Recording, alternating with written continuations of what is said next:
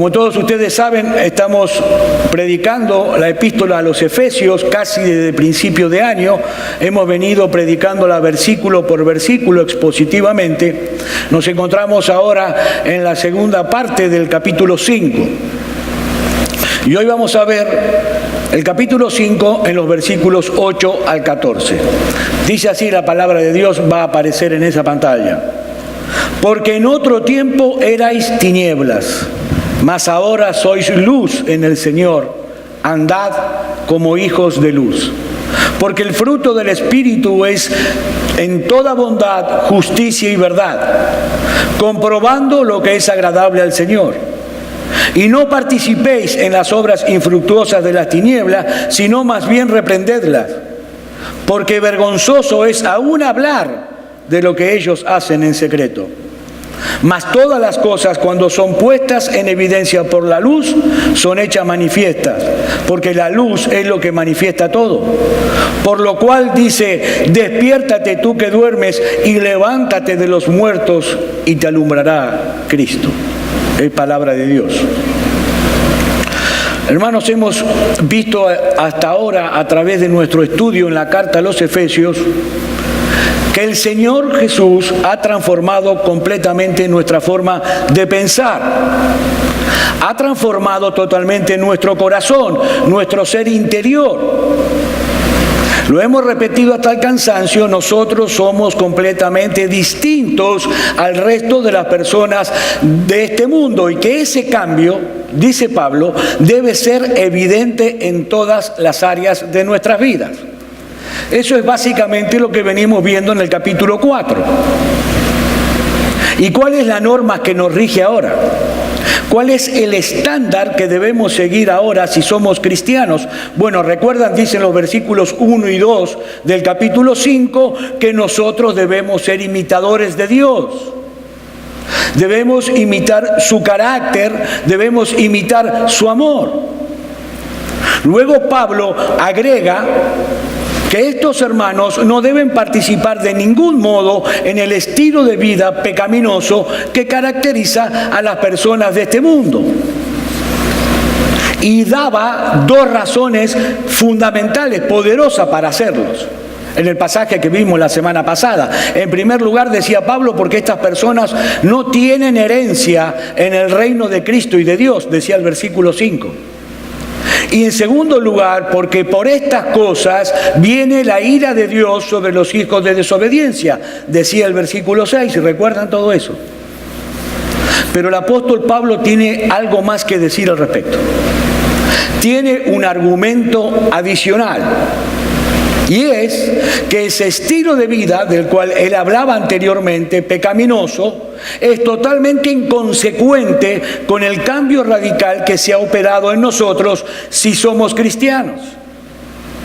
Y es precisamente a este argumento que aparece en el pasaje que yo les acabo de leer que yo quiero llamar su atención en esta mañana. Y podemos dividir nuestro mensaje en dos simples encabezados. En primer lugar, encontramos una declaración en la primera mitad del del versículo 8. Una declaración. Y en el resto del pasaje, una exhortación que está basada en esa declaración anterior que fue expuesta. Veamos entonces en primer lugar cuál es esa declaración, versículo 8. Porque en otro tiempo erais tinieblas, mas ahora sois luz en el Señor. Pablo vuelve una y otra vez sobre el mismo punto que quiere resaltar en esta porción de la carta. Hermanos, los cristianos somos distintos y debemos vivir distinto. Dios ha obrado en nosotros una transformación que es radical. No de fachada, sino de corazón. Es un cambio que comienza desde adentro hacia afuera, en nuestro ser interior, y de ahí se manifiesta hacia afuera. Venir a ser cristiano no es tan simple como algunos creen o piensan. Bueno, voy a hacerme cristiano y punto. No. Venir a ser cristiano consiste en una transformación interior. No es asumir simplemente un estilo de vida.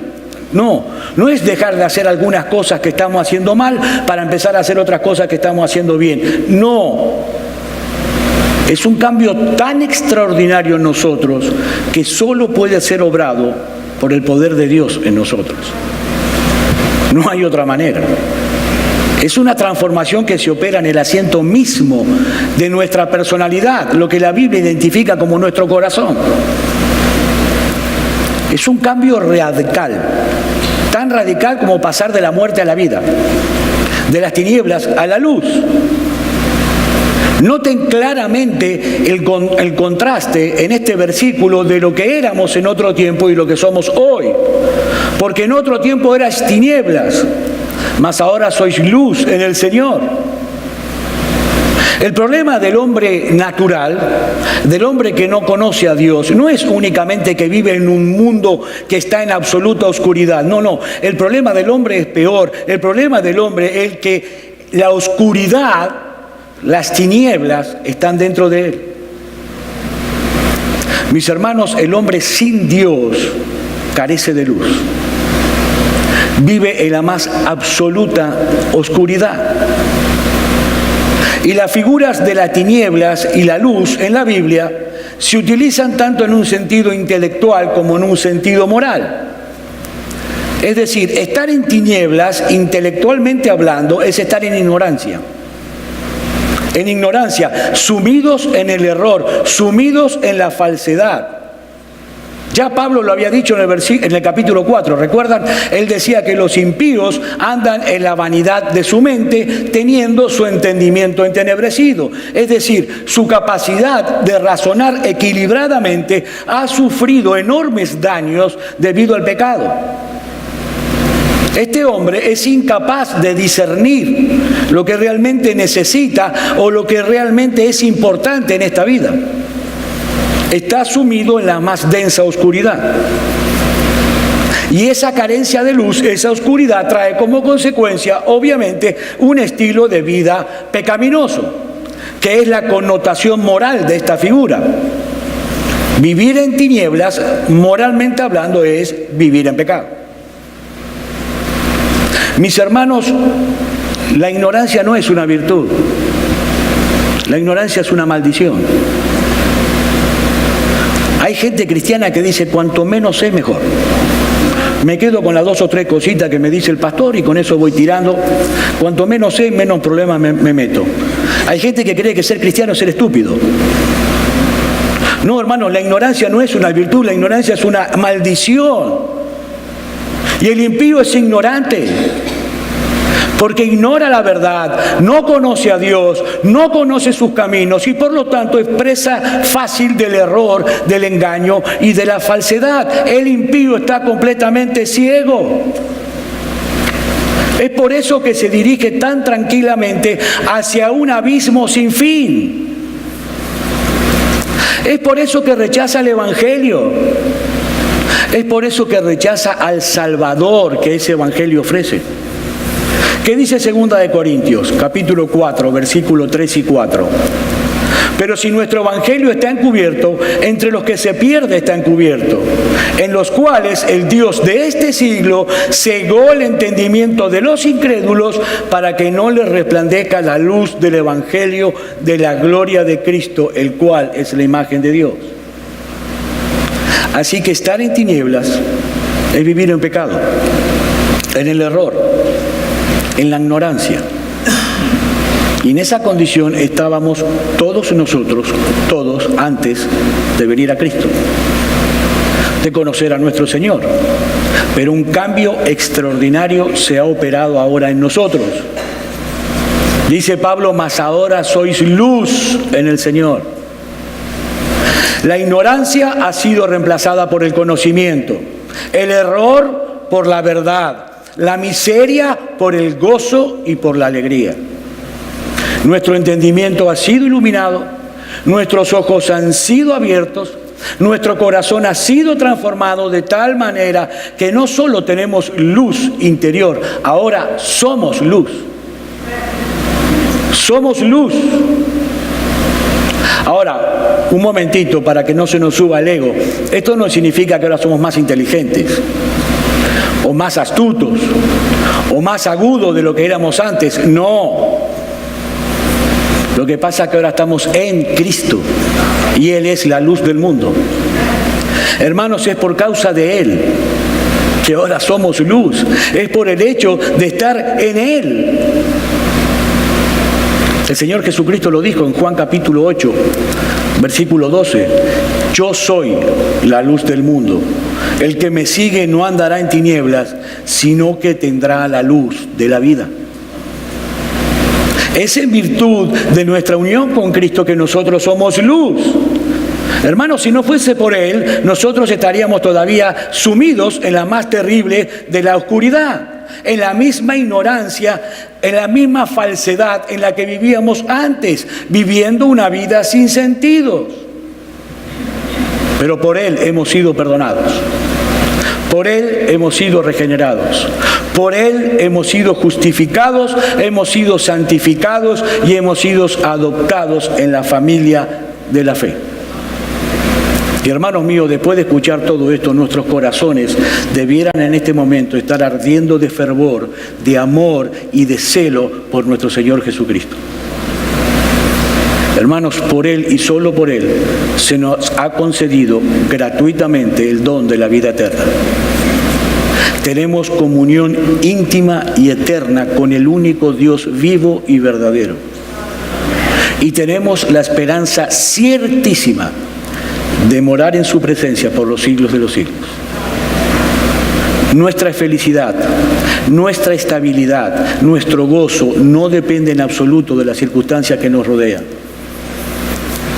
Y cuando nosotros tomamos una decisión importante o cuando establecemos el curso de nuestras vidas, nosotros no tenemos que guiarnos por las emociones del momento. Nosotros no tenemos que guiarnos por las opiniones cambiantes de los expertos. No. Nosotros tenemos en nuestras manos, a nuestra disposición, la infalible, inerrante y todo eficiente palabra de Dios. Ahora estamos en luz. La luz indica pureza, indica conocimiento, indica alegría. Esa es la condición en la que se encuentran todos los que están en Cristo. Dice Primera de Pedro, capítulo 2, versículo 9, mas vosotros sois linaje escogido, real sacerdocio, nación santa, pueblo adquirido por Dios, para que anunciéis las virtudes de aquel que os llamó de las tinieblas a su luz admirable. He ahí, mis hermanos, la declaración de nuestro texto. Algo extraordinario ha ocurrido en la vida de todo cristiano. Antes estábamos en tinieblas, ahora somos luz del mundo en el Señor. Y dice Pablo que ese hecho debe ser evidente y manifiesto en todas las áreas de nuestra vida, constantemente. Y esto nos lleva a la mano de nuestro segundo encabezado, la exhortación que nosotros encontramos en el resto del pasaje y que se deriva de esta declaración que acaba de ser revelada. Si ya no somos tinieblas y ahora somos luz, dice Pablo, debemos actuar en consecuencia. Pero antes de considerar la exhortación en detalle, hay algo en lo que quiero hacer hincapié, en llamar su atención, porque es importante. Y es la metodología que Pablo está utilizando aquí para tratar con el alma de estos hermanos en Éfeso.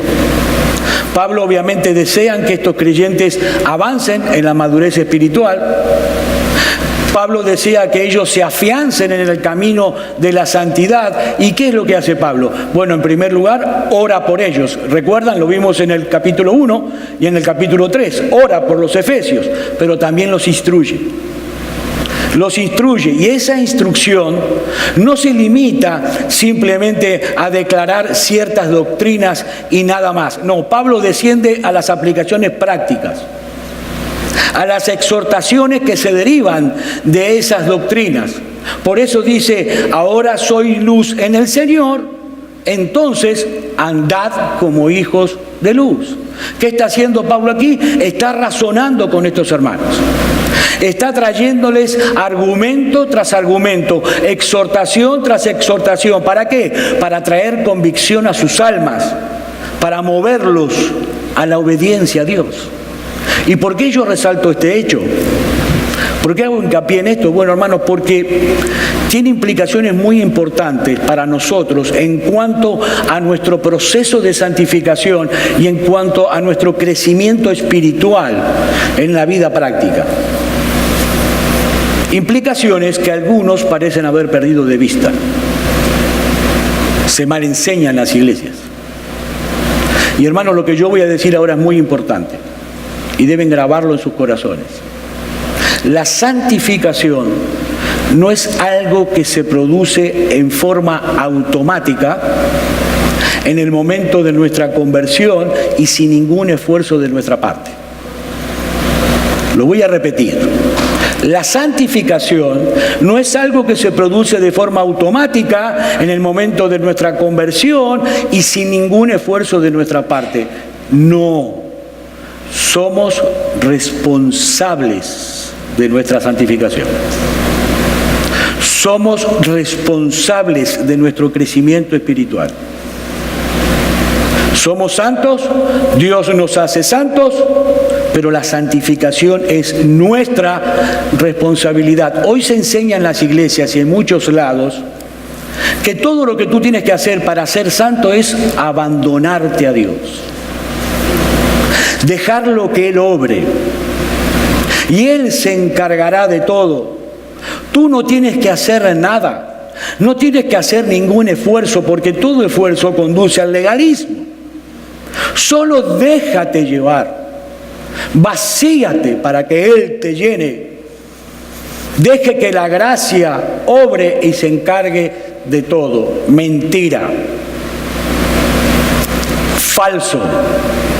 En ningún lugar de la Biblia nosotros encontramos ese tipo de lenguaje.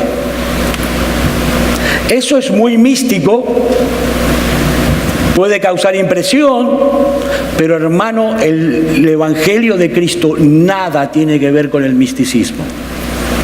Nada.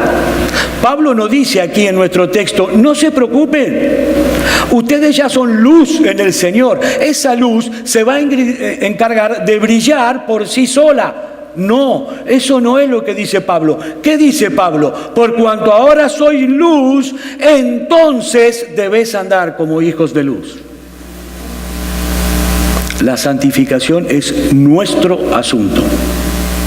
El avance espiritual es nuestro asunto, hermano. No es que cuando nos convertimos se activa un programa en nosotros que nos maneja sin que nosotros tengamos nada que hacer. No es como en la computadora, que usted compra una computadora nueva, la enchufa y cuando la enchufa automáticamente aparece el programa de Windows ya instalado. No, no es así. El cristiano no es un robot reprogramado. Nosotros somos responsables, absolutamente responsables de nuestra vida cristiana.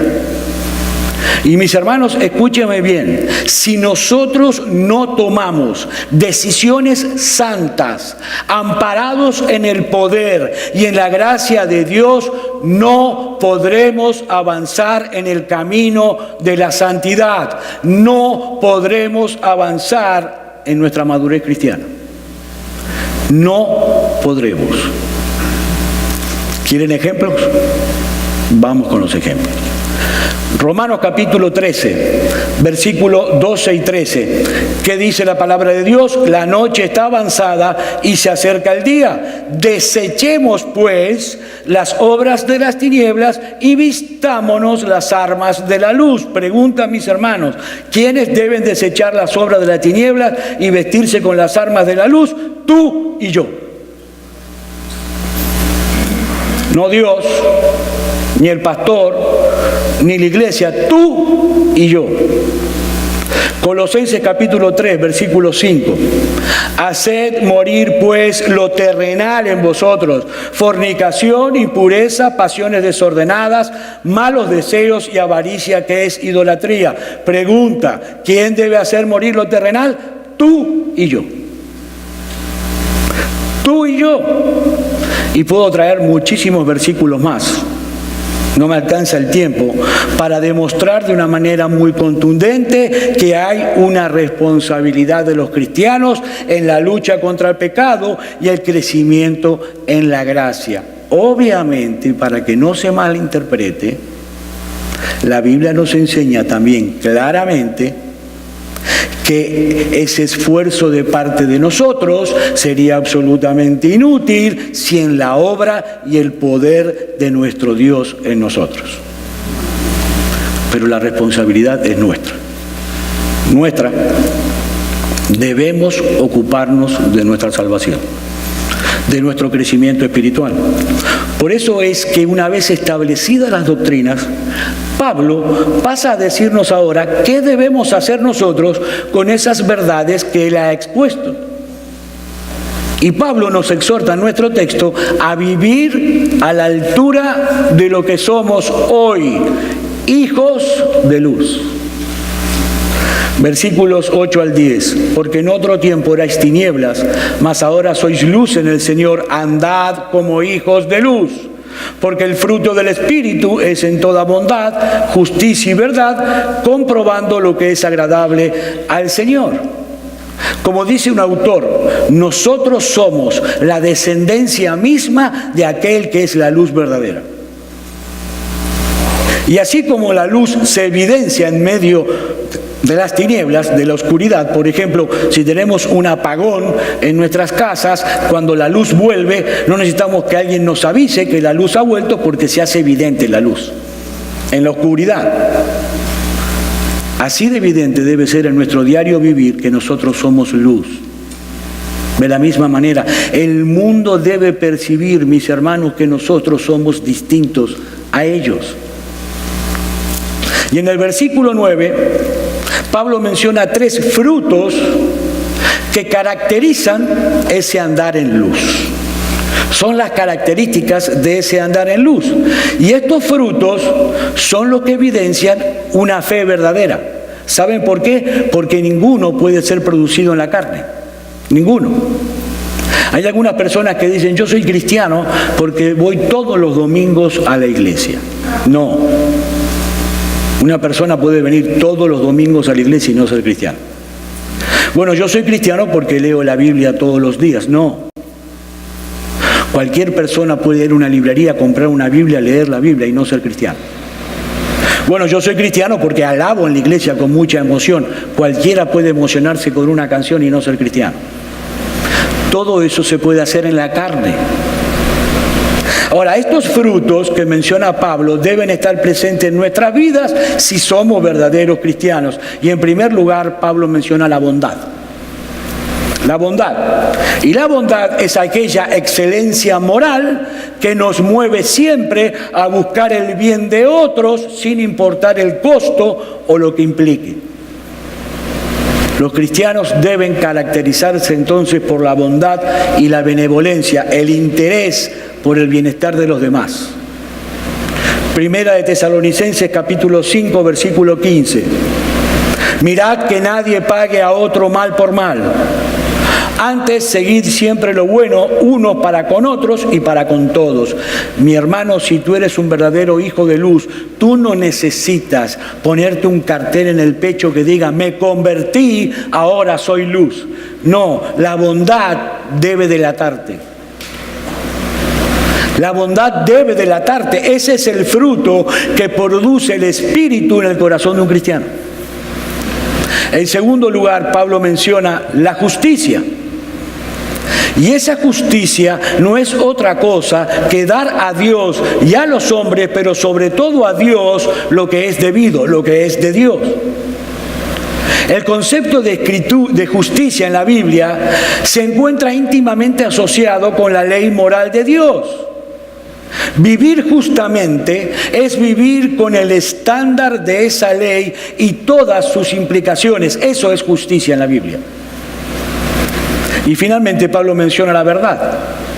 Aquello que se opone al error, a la falsedad, al engaño. El creyente debe ser honesto, debe ser confiable, debe ser veraz, debe ser sincero, sin hipocresía. Eso es ser veraz. Y estas virtudes que Pablo menciona aquí, ¿a qué nos recuerda? Bueno, cada una de estas virtudes enfatiza un aspecto distinto de nuestra vida. La bondad tiene que ver primariamente con nuestra relación con los demás. La justicia se enfoca primeramente en nuestra relación con Dios y con la ley que refleja su carácter. Y la verdad enfatiza nuestra propia integridad, nuestra sinceridad. Estos son los frutos que produce la luz. Estos tres. Pero ahora noten algo interesante. Estos frutos no se van a producir en uno por casualidad, ni por accidente, ni en forma mecánica. Una vez más, Pablo presupone que nosotros no somos robots. Hay algo que tú y yo debemos hacer para poder producir esos frutos. Ahora, como el versículo 9 aparece en nuestra Biblia entre paréntesis, no sé si lo habrán notado, permítame leer el versículo 8 y el versículo 10 de corrido, sin el versículo 9. Dice: porque en otro tiempo erais tinieblas, mas ahora sois luz en el Señor, andad como hijos de luz, comprobando lo que es agradable al Señor. Si queremos andar como hijos de luz, mis hermanos, debemos examinar continuamente la senda de nuestros pies para ver si lo que vamos a hacer, si lo que vamos a decidir es conforme al carácter de nuestro Señor revelado en su palabra. Es ver si es conforme a la ley moral, que es un reflejo del carácter de Dios. Esa palabra que nuestra Biblia Reina Valera traduce como comprobando, significa en el original griego discernir o examinar o poner a prueba. Dice 2 Corintios capítulo 5 versículo 15 que los creyentes ya no viven para sí mismos, sino que viven para aquel que murió y resucitó por ellos. ¿Sí? Así vivimos ahora. Entonces, no son mis deseos, escúcheme bien, no son mis deseos únicamente los que yo debo consultar cuando voy a hacer esto o aquello. No. Fulano, ¿por qué hiciste eso? Bueno, porque tenía ganas de hacerlo. No, Pablo dice que si tú eres un cristiano, tú ya no vives para ti mismo, sino que vives para aquel que se dio y murió por ti. Entonces, yo debo examinar con muchísimo cuidado, en oración, si esto o aquello que yo quiero hacer, que yo deseo hacer, es agradable a los ojos de mi Señor. Si es conforme a su voluntad revelada en su palabra. Amados hermanos, nosotros debemos pensar si vamos a vivir o no en santidad. El que no piensa no es cristiano. Es por eso que la Biblia nos dice que nosotros debemos amar a Dios con toda nuestra mente. Con toda nuestra mente. La vida cristiana que agrada a Dios no se produce por accidente, ni en el contexto de un andar descuidado o reflexivo. No, mis hermanos, si nosotros no somos cuidadosos, si solamente nos guardamos o nos cuidamos de aquellas cosas que obviamente son malas, obviamente son pecaminosas, muchas cosas peligrosas y dañinas se colarán sutilmente en nuestras vidas y afectarán ostensiblemente nuestra madurez cristiana, nuestra relación con Cristo. Debemos andar como hijos de luz, produciendo los frutos que Pablo menciona aquí. ¿Cómo? Comprobando siempre lo que es agradable al Señor.